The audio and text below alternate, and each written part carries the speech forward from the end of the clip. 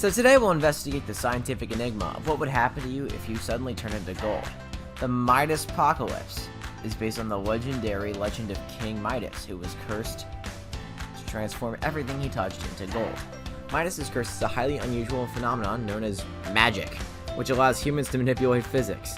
So what happens when Midas touches something and turns it to gold? A gold atom's nucleus has 79 protons and 118 neutrons. The electromagnetic pull of the protons on the electrons around them molds the atom and provides gold with its chemical characteristics, such as not rusting and being bright and bendy. To turn not gold into gold, we've got to shift some atoms. Assume Midas comes in contact with a duck. To create gold, all light elements gain electrons, protons, and neutrons. The duck isn't just 33 times larger, but it's also denser.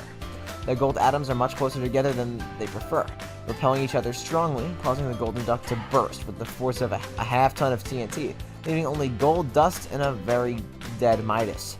Midas' power is plainly not working in this manner. What if Midas' ability merely rearranges all the particles in the substance he touches, transforming them into gold? Instead of creating or destroying matter, atoms disintegrate and protons, neutrons, and electrons are rejoined to form gold. On the other hand, gold is extremely dense, roughly 20 times that of a duck. It would be an odd type of frothy gold without any matter, with lots of tiny microscopic spaces, but this is quirky and doesn't burst, so that's progress. So what happens if Midas trips? If he touches the Earth itself?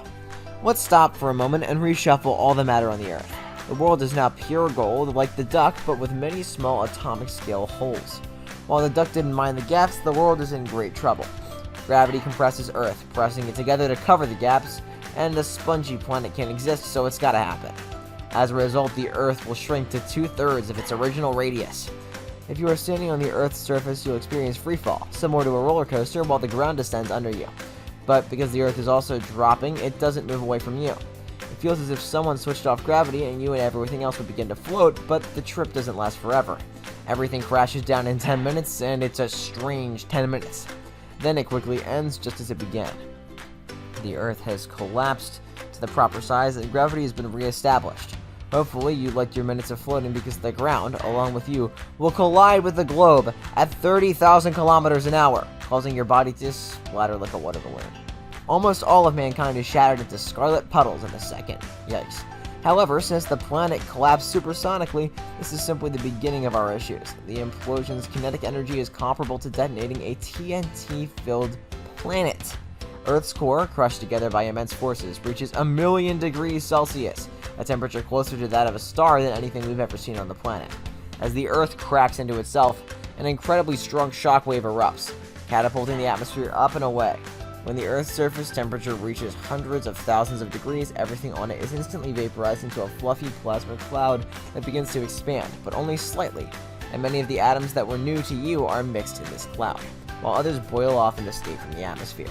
The sun is outshone by the golden plasma, which pulls masses of matter into space. The plasma cloud cools and finally freezes into a gleaming golden ball over the next few days.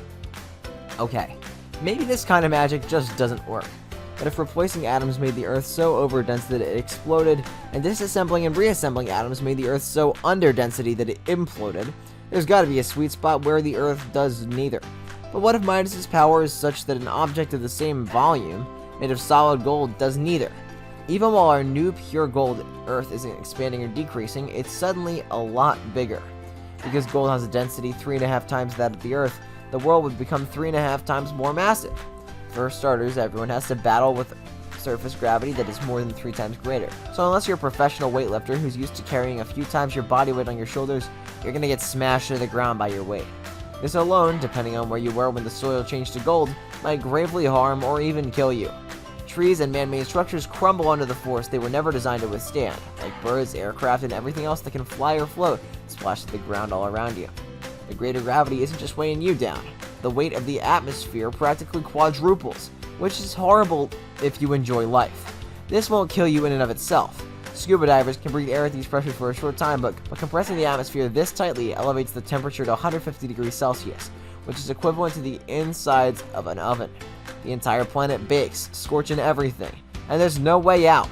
Gold's a metal, but it's 3 times weaker than steel and more pliable, making it an unsuitable material for mountain construction.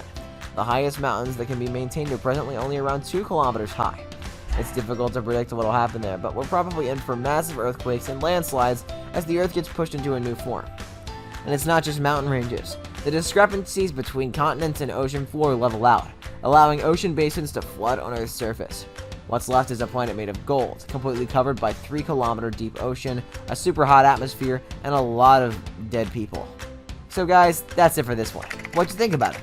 Let us know in the comment section below what you do with Midas's power.